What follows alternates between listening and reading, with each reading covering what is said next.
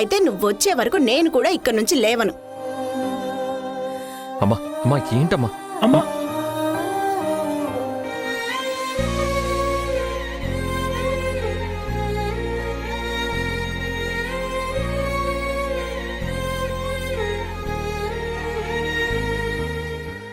రిషి శశి, మీరు భయపడకండి. నానమ్మ మీరు చెప్తే ఖచ్చితంగా వింటుంది. ఆవిడికి కొంచెం ధైర్యం చెప్పండి. లోపలికి తీసుకుని రండి, సరేనా? అలాగే అమ్మా. వెళ్ళండి.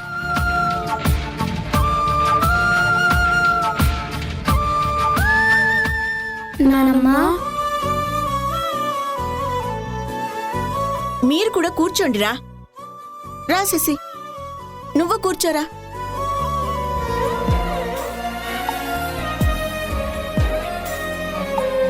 మీరు కూడా మొండికేస్తేనే ఇదిగో మీ తాతయ్య చచ్చినట్టు లోపలికొస్తారు.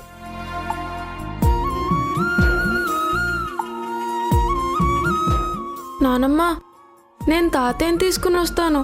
నువ్వు శశితో లోపలికెళ్ళు. నువ్వు పిలిస్తే ఆయన ఖచ్చితంగా వస్తారా. నువ్వు తీసుకొనిరా.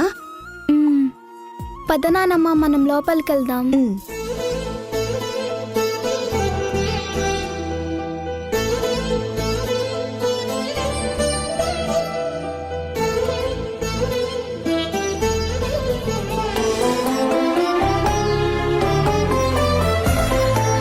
అదిగో మీ తాతయ్య లేచారా. నువ్వు రా రిషి, నువ్వు లోపలికి రా. రండి.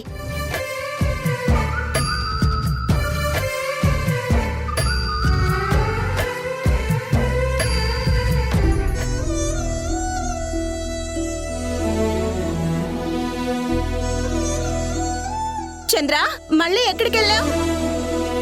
నన్ను ఒక్కదాన్ని చేసి మళ్ళీ ఎక్కడికి వెళ్ళావు చంద్ర?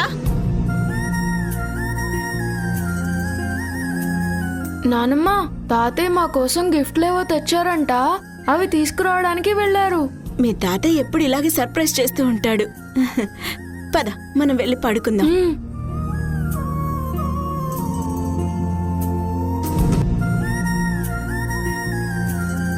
అబ్బబ్బబ్బబ్బా, అర్ధరాత్రి పూట ఏంటి మధ్యలో తెరువు? వీళ్ళ సెంటిమెంట్లు ఈ పిచ్చి వేషాలు నా వల్ల కావట్లేదు బాబాయ్.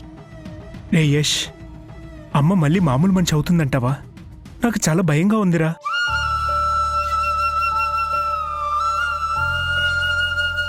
పిల్లల కన్నా తల్లికి ఎవరూ బలం కాదు తేజ. మీ మాట, మీ ఓర్పే ఇప్పుడు దమయంతికి బలాన్ని శక్తిని ఇస్తుందిరా. ఆ చిన్న పిల్లల మాటకే దమయంతి అంతగా స్పందిస్తే మీరు చెప్తే వినకుండా ఉంటుందా? అవును తేజ, అత్తయ్య ఖచ్చితంగా కోలుకుంటారు.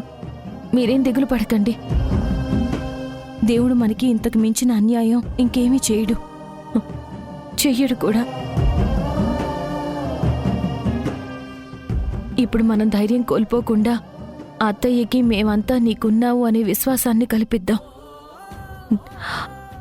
ఆ నమ్మకమే ఆవిడ్ని మళ్ళీ మామూలు మనిషిని చేస్తుంది.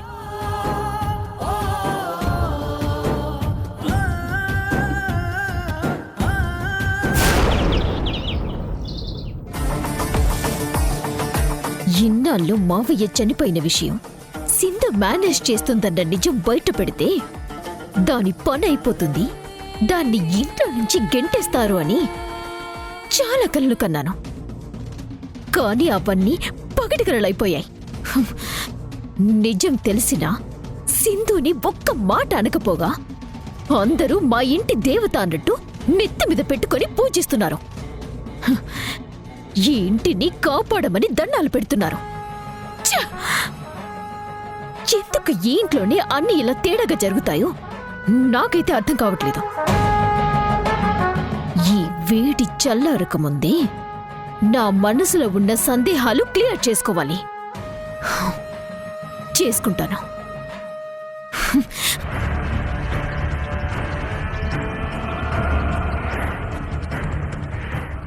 సింధు, నేనితో మాట్లాడాలి. దేని గురించి?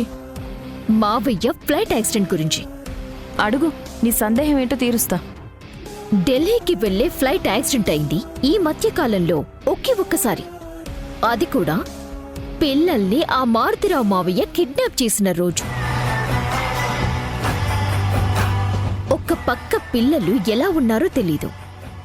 యష్ బ్లాస్ట్ లో గాయపడి హాస్పిటల్లో అడ్మిట్ అయితే ఇంటి నుంచి అంత కంగారుగా బయలుదేరిన మావయ్య ఢిల్లీకి వెళ్ళటమేంటి సింధు? పైగా ఆయన చనిపోయారన్న నిజం నువ్వు అత్తయ్య దగ్గర దాచావు అంటే అర్థం ఉంది. కానీ యష్ దగ్గర, తేజ దగ్గర, మా అందరి దగ్గర దాయాల్సిన అవసరం ఏముంది? ఇంకా తెల్లారలేదు, అప్పుడే నీ ఇన్వెస్టిగేషన్ మొదలు పెట్టావా? ఈ విషయం గురించి అడగాలంటే అయితే నేను అడగాలి, లేకపోతే మా అన్నయ్య తేజ అడగాలి. నీకేదో మా నాన్న మీద విపరీతమైన ప్రేమ ఉన్నట్టు మాట్లాడుతున్నావేంటి? నేను ఎంత కాదన్నా ఈ ఇంటి పెద్ద కోడలి యష్. నాకు తెలుసుకోవాల్సిన బాధ్యత ఉంది. పైగా ఈ విషయంలో చాలా అనుమానాలున్నాయి.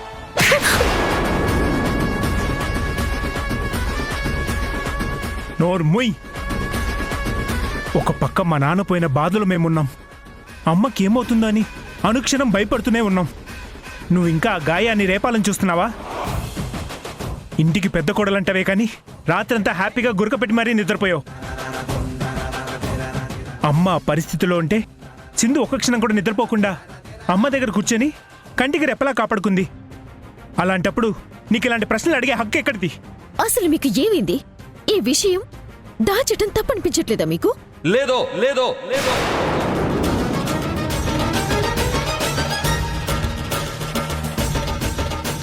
కేవలం నీ వల్లే ఈ విషయం అమ్మకి సడన్ గా చెప్పాల్సి వచ్చింది. మేము రాత్రి పగలు అమ్మకి ఈ విషయం ఎలా చెప్పాలి, చెప్పాక తనని ఎలా కాపాడుకోవాలని పిచ్చోళ్ళలా ఆలోచిస్తుంటే మా ఎవ్వరికీ చెప్పకుండా మా నాన్న ఢిల్లీకి పిలిచారని అబద్ధం చెప్పి మా అమ్మని బలవంతంగా తీసుకుని వెళ్ళావు. ఈరోజు మా అమ్మిలా పిచ్చిదాన్లా నిజానికి అబద్ధానికి మధ్య ఊగిసలాడుతూ ఉండే పరిస్థితి వచ్చేదే కాదు. అది కాదు యష్.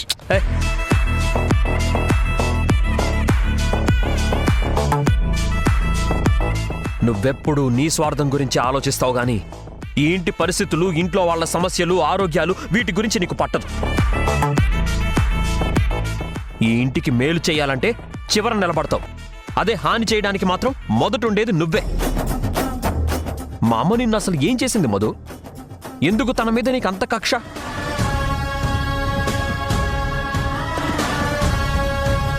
సింధు ఏం చేసింది నిన్ను?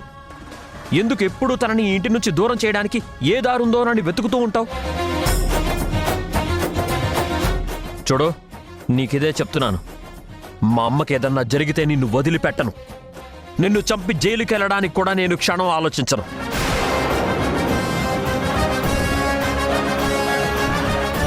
ఇప్పటి నుంచి మా అమ్మ చేసే ప్రతి పనికి నువ్వే బాధ్యత వహించాలి.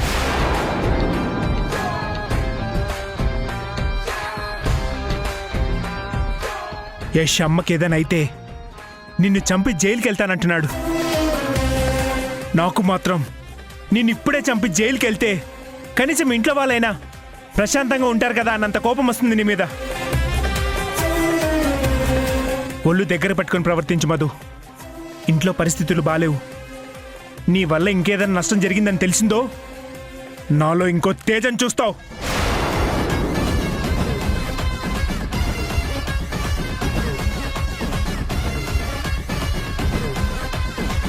నువ్వు చాలా అదృష్టవంతురాలు సింధు.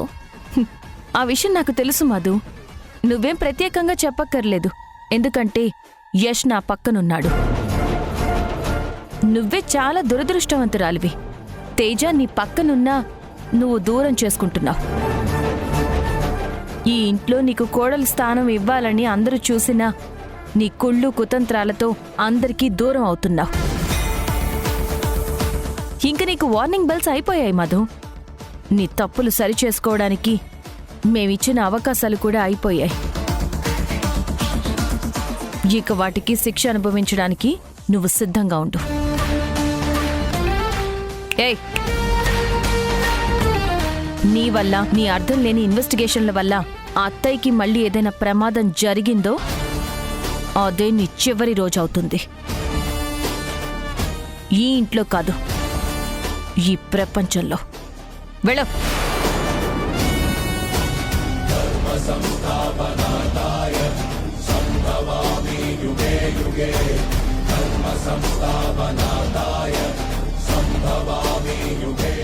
చంద్ర, ఏంటి చంద్ర అసలా? ఢిల్లీ వెళ్ళినప్పటి నుంచి నీకు అన్ని చపాతీలో పెడుతున్నారా ఏంటి? మోహన్ చూడు ఎలా వాడిపోయిందో. ఈరోజు నేను మీకు ఇష్టమైన కూరలన్నీ వండాను. రా, స్వయంగా వడ్డిస్తాను. రా, అన్ని కడుపు నిండా తిందువు గాని. కూర్చో. నేను వడ్డిస్తాను, ఉండు. రిషి, నానమ్మ ఎవరితో మాట్లాడుతుంది? అక్కడెవరు లేరు కదా. అవును శశి, అయినా అమ్మ చెప్పిందిగా అక్కడ తాతయ్య ఉన్నట్టు నానమ్మ ఊహించుకుంటుందని. పద అమ్మ దగ్గరికి వెళ్ళి ఈ విషయం చెప్దాం. అమ్మా, రిషి శశి ఏమైందిరా? నానమ్మ రాత్రిలాగే వింత వింతగా చేస్తుందమ్మా. అక్కడ తాతయ్య లేకపోయినా కూడా మాట్లాడుతుంది. చేయి లాగి కూర్చోమంటుంది. అక్కడ ప్లేట్ పెట్టి తినమని చెప్తుంది. నాకు నానమ్మని చూస్తేనే భయమేస్తుందమ్మా. రిషి, నీకు భయం వేయడం లేదా నాన్న? ఉందమ్మా, కానీ మనమే భయపడితే ఇక నానమ్మ దగ్గరికి ఎవరు వెళ్తారమ్మా?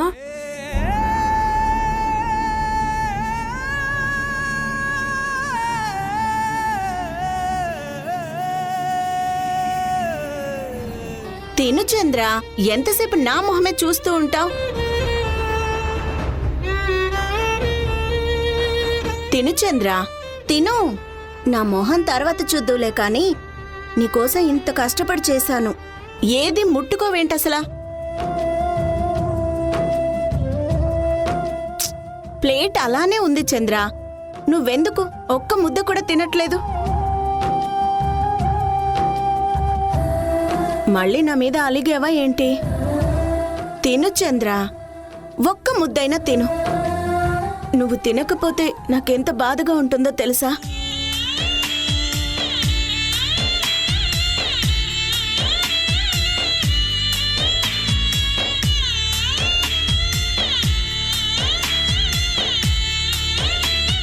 దాము, అక్కడెవరూ లేరు. నువ్వు తినాలి అని మొండి పట్టు పడితే ఆ ప్లేట్లో ఉన్న అన్నం ఎలా మాయమవుతుంది చెప్పు? నిన్నట్నుంచి ఎవరు లేరు అంటారేంటి అందరూ? ఇక్కడ చంద్ర కూర్చున్నాడుగా. అందరూ చంద్ర పార్టీలో చేరి నన్ను ఆట పట్టిస్తున్నారా ఏంటి?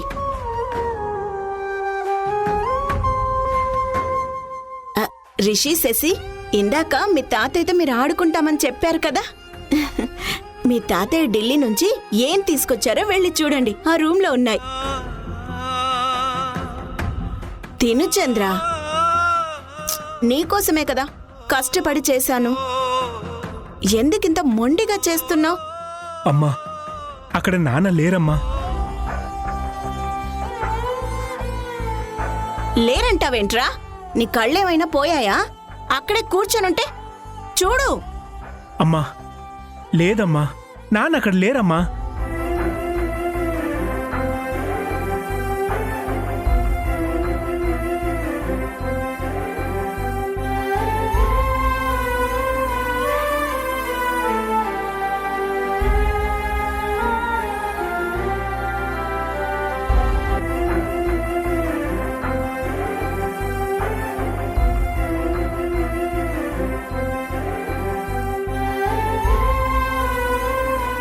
నానమ్మ, తాతయ్య తినేశారు చూడు.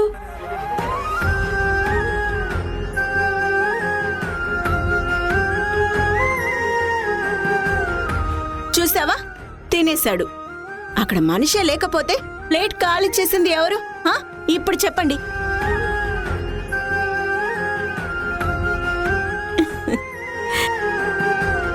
నువ్వేంటి చంద్ర, ప్లేట్ కడిగినట్టు అలా తినేశావు? మొత్తం ఒక్క కూరతోనే తిన్నావా? నేనింకా ఇవన్నీ చేశాను కదా, అన్నీ నీకోసమే. ఇదిగో చేపల పులుసు. అత్తయ్య,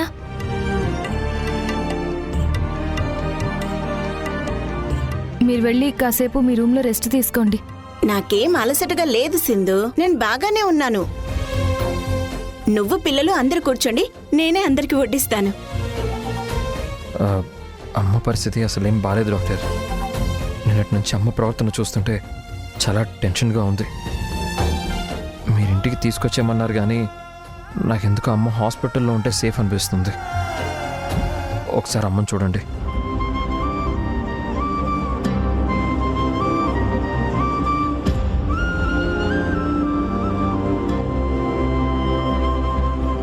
రే యష్, డాక్టర్ని ఎందుకు తీసుకొచ్చావురా? నాకేమైందని?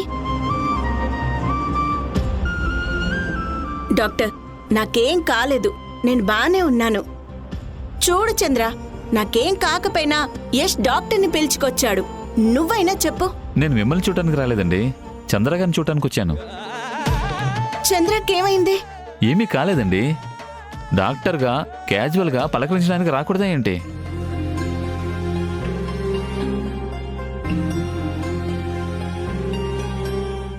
ఇటువే పనుండి వచ్చాను. చంద్రగారు ఢిల్లీ నుంచి వచ్చారని యశ్ చెప్తే ఒకసారి పలకరించి వెళ్దామని వచ్చాను. అలా అయితే మీరు ఎప్పుడు కావాలన్నా మా ఇంటికి రావచ్చు. మీరు కూర్చోండి, నేను కాఫీ తీసుకొస్తాను. అత్తయ్య, మీరు వెళ్ళి రెస్ట్ తీసుకోండి, నేను కాఫీ పెట్టిస్తాను. నానమ్మ మాకు కథలు చెప్తే గాని రానానమ్మా. అవునానమ్మా, తాతయ్య వచ్చిన దగ్గర నుంచి నువ్వు అస్సలు మమ్మల్ని పట్టించుకోవట్లేదు. సరే, నేను పిల్లలతో ఉంటాను, నువ్వు డాక్టర్తో మాట్లాడు చంద్ర. పదండి. రా.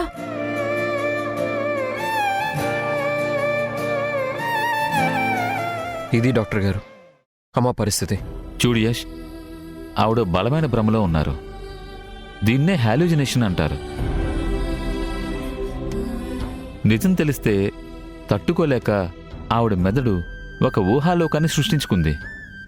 అక్కడ చంద్రగారు ఉన్నట్టు, తనతో గడుపుతున్నట్టు తనని తాను నమ్మించుకునే ప్రయత్నం చేస్తోంది.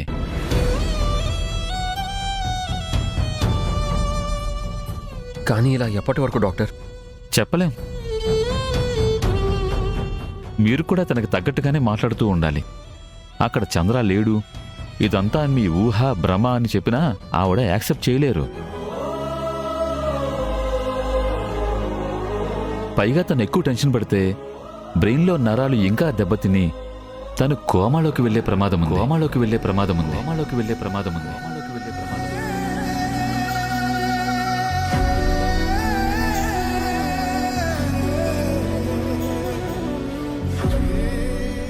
నేను చెప్పింది మీకు అర్థమైందనుకుంటా. ఇందులో అర్థం కాకపోవటానికేముంది? ఇప్పుడు ఈ పిచ్చిని సమర్థించటానికి ఇంట్లో అందరూ పిచ్చి పట్టినట్టు నటించాలి. త్వరలో ఏదో మెంటల్ హాస్పిటల్లో తయారవ్వడం ఖాయం. నేను ప్రిస్క్రిప్షన్ రాసిస్తాను, ఆ మెడిసిన్స్ వాడండి.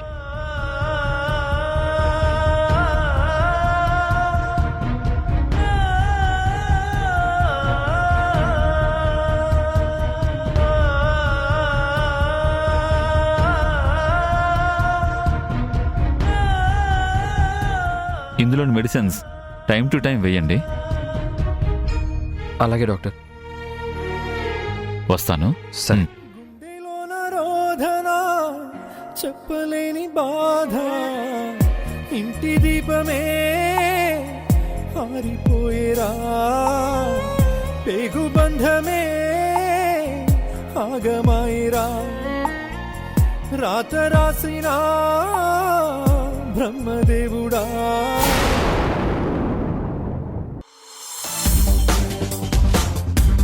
మావయ్య,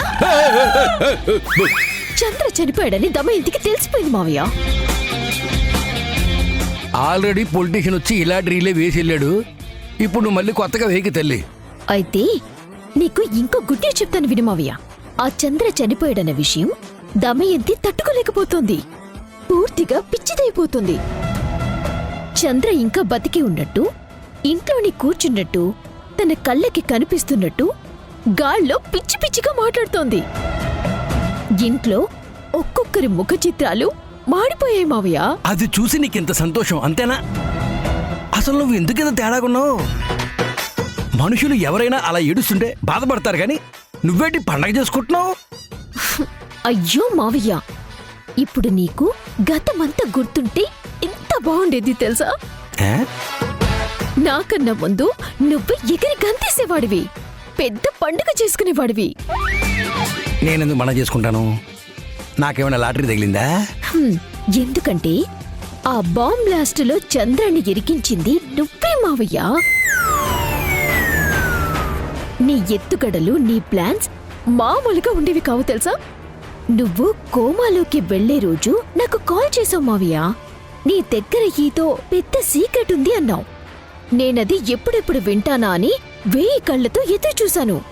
కాని నువ్వు చూస్తే టక్కుమని కోమాలోకి వెళ్ళిపోయావు.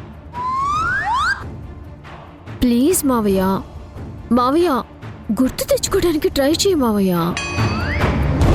ఆ చంద్ర చావు కూడా సింధుని ఆ ఫ్యామిలీకి దూరం చేయలేకపోయింది. అసలు మనం ఆ బాంబ్ బ్లాస్ట్ అయ్యే వరకు అక్కడే ఉన్నాం కదా. ఇంతలోనే చంద్ర అక్కడి నుంచి లేచి ఎయిర్పోర్ట్కి వెళ్ళి ఆ ఫ్లైట్ ఎలా ఎక్కడు మావయ్య? దీని గురించి ఆ ఇంట్లో ఉన్న ఏ ఒక్క తలకాయ ఆలోచించడం లేదు. చంద్ర చావుకి సంబంధించిన ఆ రోజు నువ్వు ఏదో చెప్పాలనుకున్న సీక్రెట్ ఏంటో ఒక్కసారి గుర్తు తెచ్చుకో మావయ్య. అది కాని తెలిస్తే మనం ఇంకా పెద్ద డ్రామాలు ఆడొచ్చు. చూస్తారేంటి పంతులు గారు, నిజమేంటో చెప్పండి. ఆ రోజు పిండ ప్రదానం చేయించింది చంద్రాగారి పేరు మీదనే, చంద్రాగారి పేరు మీదనే, చంద్రాగారి పేరు మీదనే, చంద్రాగారి పేరు మీదనే. సింధు నా దగ్గరకొచ్చి ఈ విషయం ఇంట్లో ఎవరికీ తెలియనివ్వద్దని నా కాళ్ళు పట్టుకుని ప్రాధేయపడింది. ఏం జరుగుతుంది ఇంట్లో? నన్ను కావాలని మీరందరూ కలిసి ఏడిపిస్తున్నారా?